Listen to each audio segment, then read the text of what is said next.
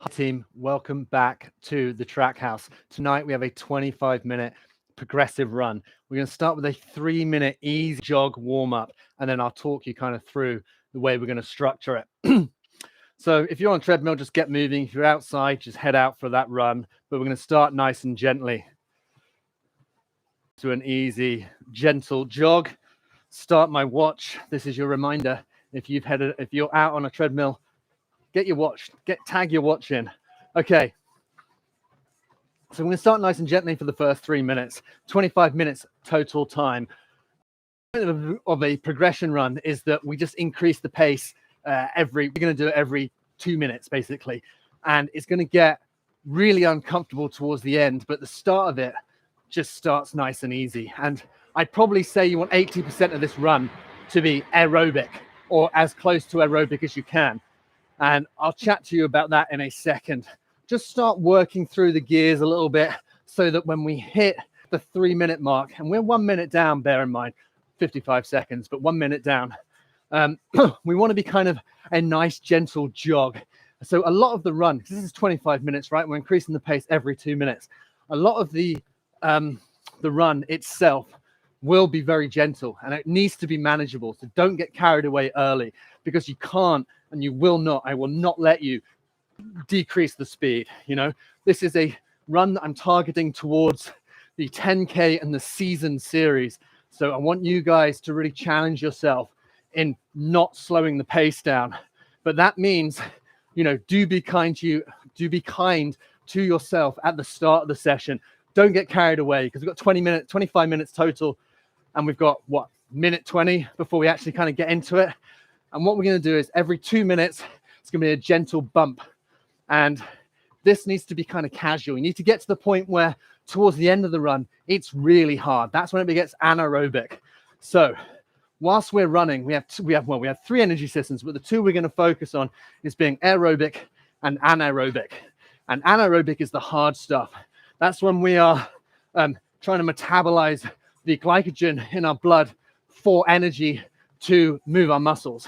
Aerobic is when it's nice and easy, it's nice and gentle, and we're breathing in and we're metabolizing the fat, because that's actually a more difficult process and it takes a bit of a longer time. So if we need that immediate source because we're working hard, we have to switch it up to the glucose. But whilst we're running, this is your 30-second warning before we get into it and start beginning the bumps. But whilst we're running, you can do basically part of your body energy system will be anaerobic, part will be aerobic, and that's going to change as we get faster. As we become faster, we're going to start, or as we start, most of it is going to be aerobic, and then it's going to start switching, get to the point where we're doing a bit of both. And in 5 seconds, gentle bump, little nudge on the speed. 4, 3, 2, 1, gentle. If you're out with a buddy, you'd still be able to have conversations.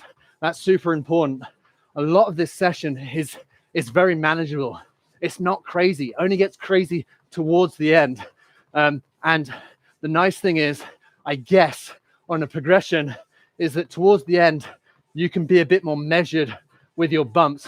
If you've planned it out and you know you are familiar with your timings and your splits, you might yourself be able to pre-plan your session. And that is a fantastic idea, to be able to know that, right, for the first 2 minutes, I'm going to do this.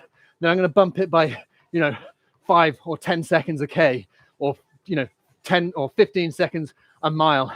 And then just keep bumping like that. And you're just edging quicker and quicker, but they're small little increments. That's a really good way of doing it. So it's great if you can get an understanding and you can begin to understand your abilities and your capabilities and your speeds, because what you want to do, start super slow. When I say super slow, it has to be so manageable. Like now, like really, I could do like a fast walk if I wanted to. That's kind of the pace that I'm at now. Nice and gentle. And then as we get harder and harder, we switch into that anaerobic phase. And that is where we are making an adaptation to how our body metabolizes glucose. And that's basically what helps us get fitter. 15 seconds, and we're going to do another bump. Okay. A couple of big breaths as we prep. But tons of this run should be super easy. It's not going to be hard work. If you are out with a buddy, or if you're doing a progression with a buddy, it's one of those things that you could be chatting for 75% of the run. And our total time in 5 seconds, we're going to bump 4, 3, 2, bump that speed just a little bit. And for me, at this point, changing speed just means increasing the foot turnover a little bit. Becomes a little bit faster, starting to use the arms a bit more, kind of soft hands, a bit more purposeful with my breaths, but it's not too bad. Nothing really changes.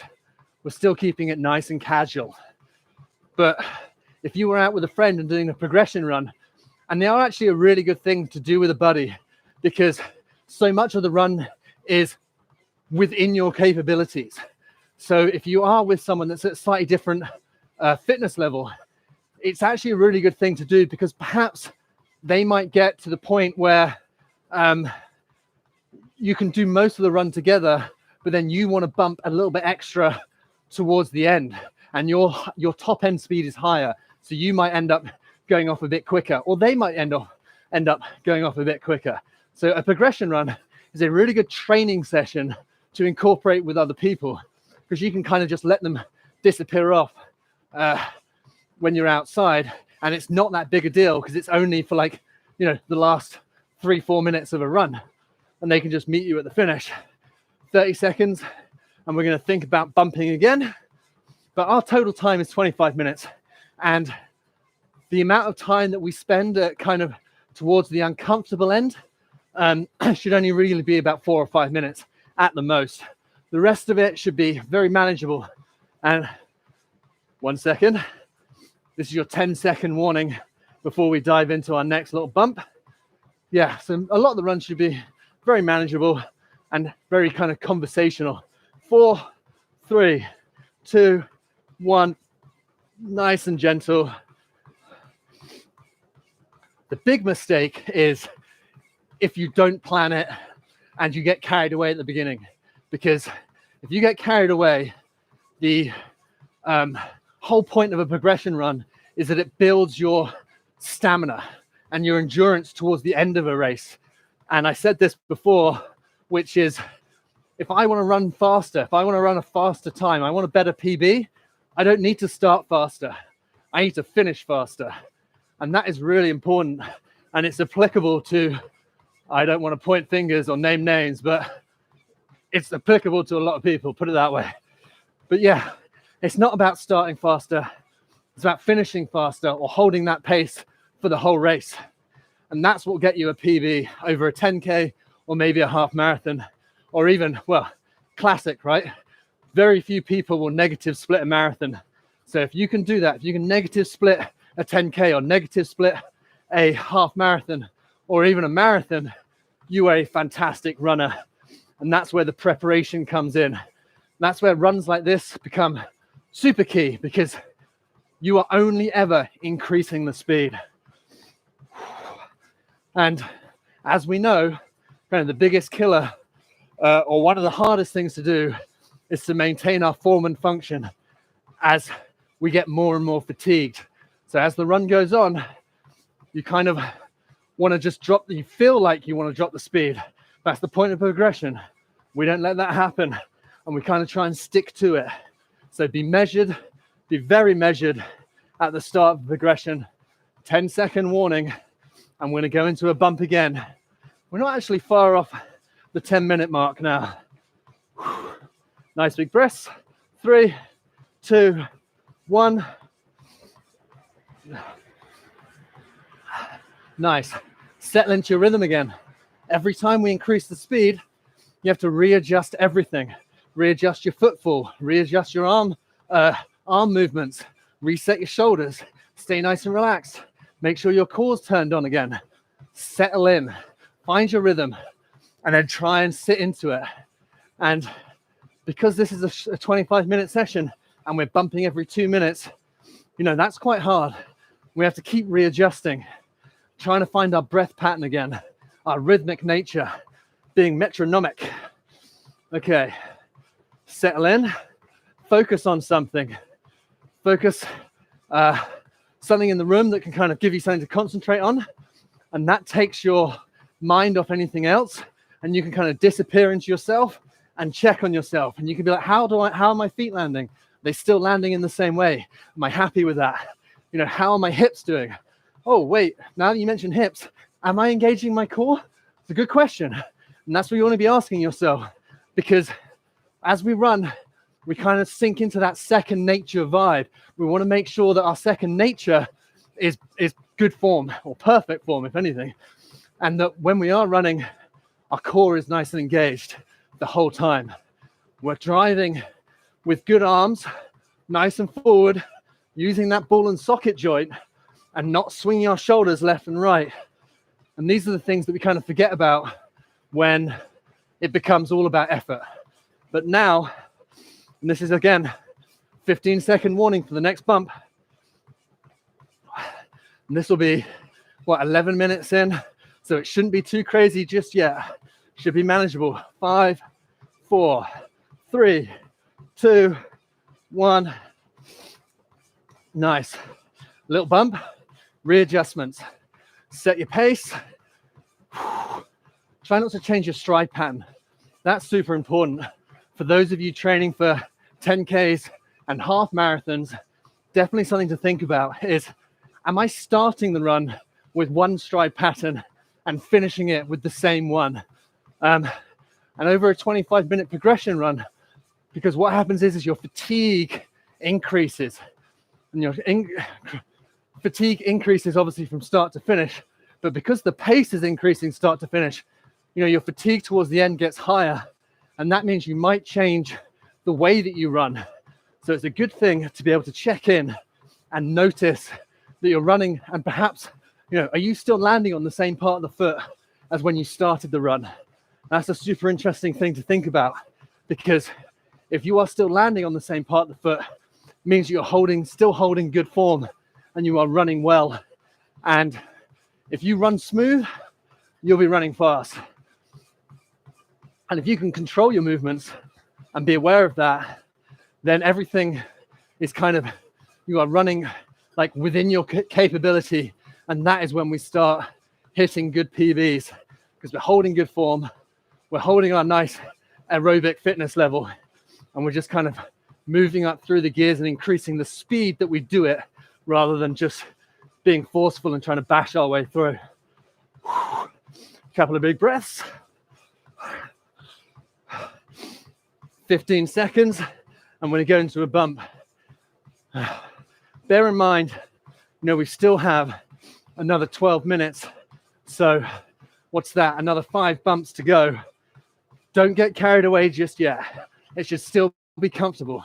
You'd still be having conversations. 4, 3, 2, 1. Nice. I would much rather that your bumps were smaller at the start of the run, and then you suddenly realize as you get towards the end, oh wait, this is still too easy. I'd rather you did it that way than got to this point and we're like, do you know what? I'm not going to increase the speed for this one because I've overcooked it. That's not what we're trying to do. Be measured, be controlled. And the aim of this session isn't to kind of finish completely exhausted. The aim of the session is to finish whilst maintaining an uncomfortable pace that we are still very much in control of, because we're only holding it for what might be a minute or 2 minutes, actually, as we're going to finish. So keep striving, keep doing quick body checks every time we readjust the speed. Make sure your cadence is consistent. Listen to your feet landing. Super good indicator of how well you are running. As long as your feet are metronomic and you can hear them, then that's a nice indicator that we're doing something right. Here's something to think about. Are you rolling off the big toe? Are you leaving that big toe on the ground behind you? Is that the last thing that comes off the ground? Because if the big toe's the last thing that comes off the ground, we stop the bounce. We stop bouncing up and down and we start moving forward. So the more you leave that big toe behind you in terms of it being the last thing off the ground, the more you're going to be moving forwards and not upwards. And that's something I'll demonstrate another time. 5 seconds, and we go into a little bump. 3, 2, 1. Small one for me, because I'm kind of getting to that point where, ooh, it's starting to be a bit harder to breathe.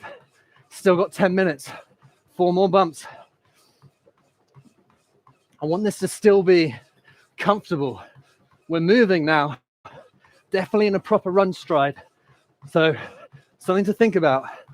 If you are with a buddy, you might be saying a few things like, nothing too much. You wouldn't be chatting about your Netflix documentaries. You wouldn't be chatting about, Disney Plus. You'd be focused. You'd be like, are we doing anything tomorrow night? Kind of be like, oh, well, let's chat about it later because can't quite think right now.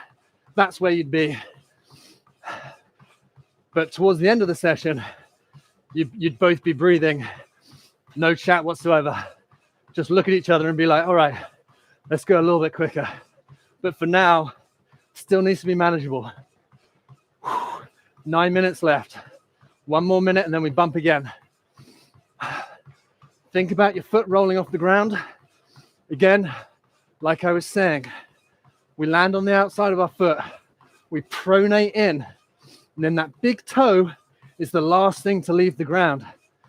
And the longer, the more we drive forward, the more you're going to be rolling off that big toe to finish. And that's really important.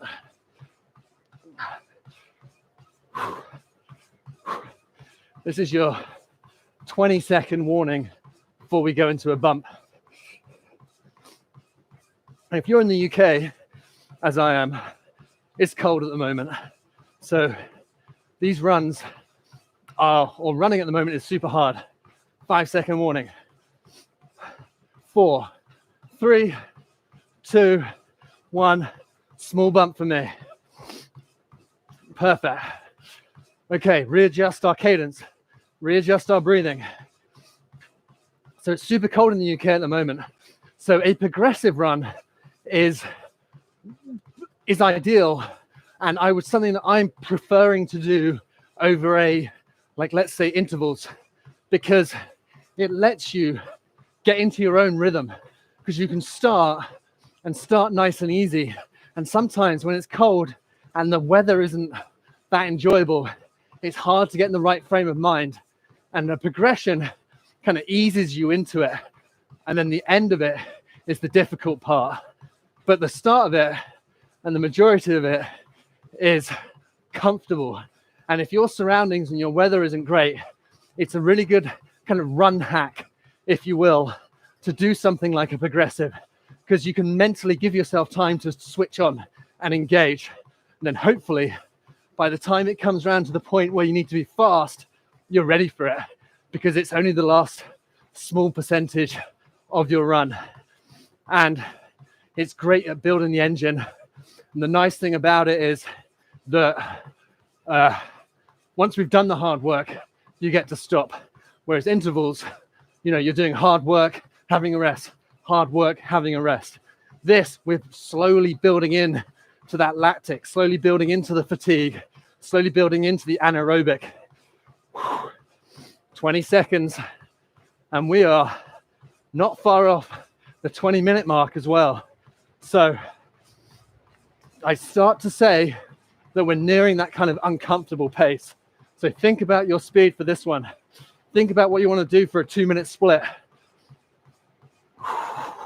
because we've got to hold this as we come into the last 6 minutes. 3, 2, 1. Last 6 minutes. Small bump for me. Nice. 6 minutes, and we're only going to keep increasing the pace. So don't do anything crazy, because you've got to hold it.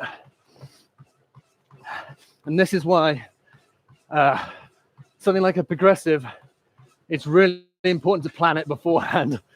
Or if you are going to freestyle it, like me, just be super kind to yourself at the start, because you can definitely over-egg the pudding early on. Realize, oh, damn, I'm not going to make it. I'm not going to hold on to this pace. And then if it is a comfortable pace and you don't want to increase it, maybe think about just upping the incline just one touch. That way, you're changing the resistance, but your cadence should kind of remain the same. Whew. Guys, we're in our last 5 minutes. We've definitely got this. We've got 2 bumps. Ooh. But, you know, just to give you an indicator of what a progressive does to a person, it's a progressive run that labs and fitness testing use to determine your VO2 capacity, basically how fit you are. If you, even on a bike or a running machine, either way, what they do is you have to either progressively get quicker or the run itself gets progressively harder. If you're on a bike, they increase the resistance, but you got to try and maintain the same cadence. If you are running, it gets quicker and you've just got to hold it. And at some point, your body gets to the point, 10-second warning, 2 more bumps. 5, 4, 3, 2, 1. Small bump. Yes, business. Now it's a proper stride. Are we still landing in the same way? Are we everything's still on point? Are we holding our form, engaging our core? So if you're doing fitness testing, you get to the point where your body's producing more lactic than your muscles can clear, or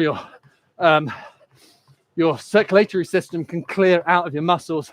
And basically you just can't keep up. You can't keep increasing speed. And that's how they determine fitness. And they look at your oxygen levels and your carbon dioxide levels in your blood based on or relative to the speed that you are running. So what we're basically doing is a fitness test. That's what a progressive run is. Whew. Okay, I'm loving it. I got 3 minutes left. You've got 3 minutes left as well. But that means we have 1 minute and 1 last bump. Whew. So, as you might realize, we're going to end on 25 minutes. When we hit our 25-minute mark, we're going to be holding an uncomfortable speed. And when we come to an end, we're not just going to hit the eject button. We're going to slow it down to a little very slow jog or maybe a walk, and just do that for 30, 40 seconds before we call it a day. I don't love just hitting the eject on a treadmill or even outside.